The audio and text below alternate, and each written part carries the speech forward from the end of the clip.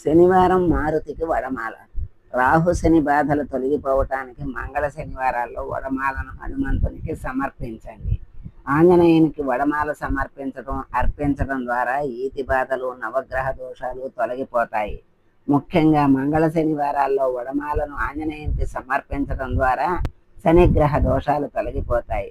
పూర్వం నవగ్రహాల్లో క్రూరుడిగా పేరున్న రాహువు శని భగవాన్ ఆంజనేయుని వద్ద ఓటమి చెందారు.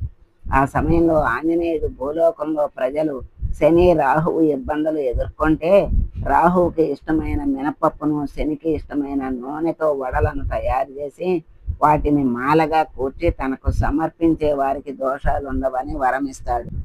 అందుకే శనీశ్వరుడు రాహువు బారి నుంచి తప్పించుకోవాలంటే ఆంజనేయునికి వడమాల సమర్పించటం ఐతిహ్యమని పండితులు చెప్తున్నారు.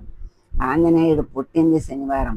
ఆ శనివారానికి శనీశ్వరుడు అధిపతి కావటంతో ఆ రోజున హనుమంతుడిని పూజిస్తే శని దోషాలన్నీ తొలగుతాయి.